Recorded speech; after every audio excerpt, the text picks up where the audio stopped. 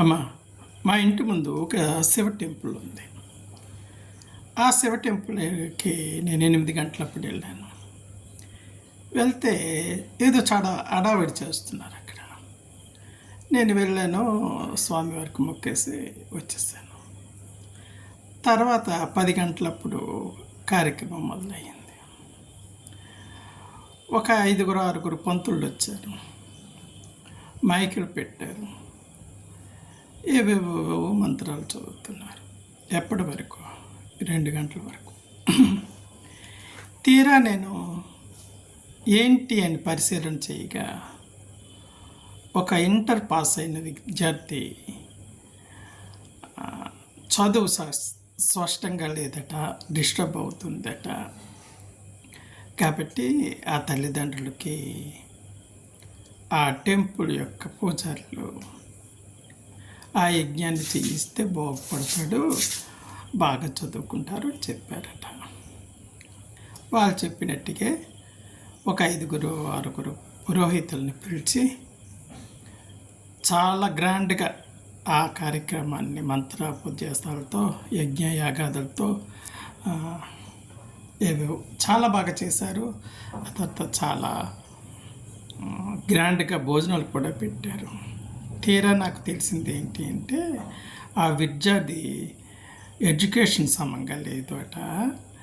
ఈ యజ్ఞం చేస్తే ఈ పురోహితులందరికీ మంత్రాలు చదివితే ఆ విద్యార్థికి మంచి ఎడ్యుకేషన్ డెవలప్ అవుతుంది, ఇంక్రీజ్ అవుతాడు అని ఆ యజ్ఞం చేశారట. నాకు తెలియక అడుగుతాను, శివ టెంపుల్లో ఆ అబ్బాయికి డబ్బు ఉంది, ఆ తల్లిదండ్రులకు డబ్బు ఉంది కాబట్టి, ఆ బ్రాహ్మణ్స్ చెప్పారు కాబట్టి, ఆ పురోహితులందరికీ పిలిపించి గ్రాండ్గా సత్కరించి ఏవో మంత్రాలు, యజ్ఞాలు, యాగాదులు అన్నీ చేసి ఆ అబ్బాయి చేత చేయించి నంత మాత్రాన ఆ అబ్బాయికి విద్య అనేది వచ్చేస్తుందా?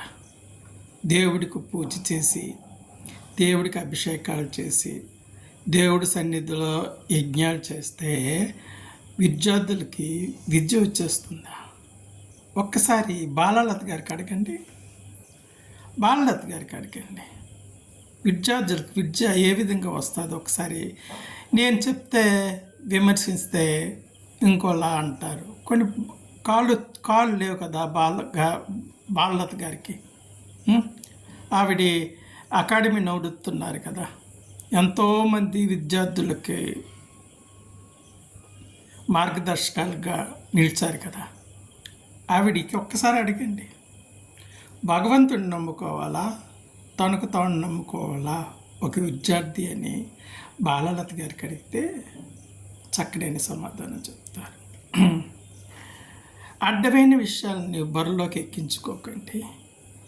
మీరు ఏది సాధించాలనుకున్నారో దాని మీదే దృష్టి పెట్టండి, దాని గురించే ఆలోచించండి. మరేటి పనికి మాలిన విషయాలు మీ బ్రెయిన్లోకి రానివ్వకండి. దానిని సాధించినంత వరకు మరి మీ మైండ్లో మరొకటి పెట్టుకునే ఉద్దేశమే మీకు ఉండకూడదు. అదే గోల్ మీది.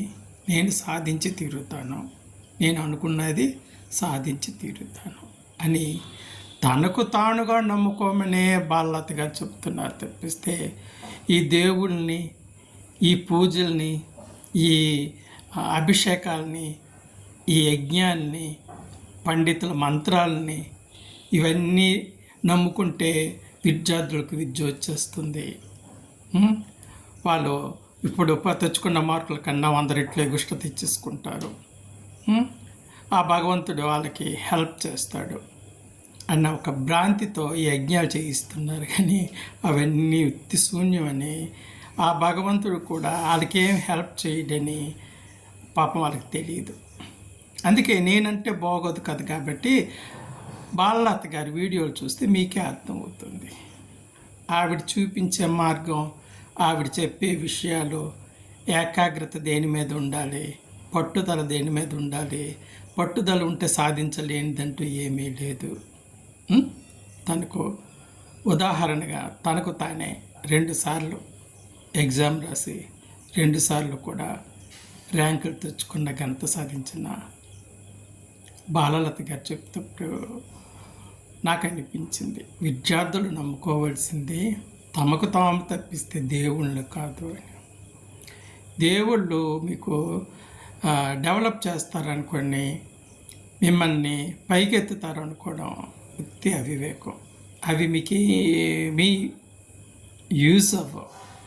కాబట్టి విద్యార్థులందరూ తమ తమ లక్ష్యాలు ఏంటి, తమ గోల్ ఏంటి, ఆ గోల్ను సాధించడానికి మీరు ఏ విధంగా ప్రయత్నం చేయాలి, ఏ మార్గాల ద్వారా వెళ్ళాలి, ఎలా కష్టపడాలి అనుకుంటూ వెళ్ళాలి.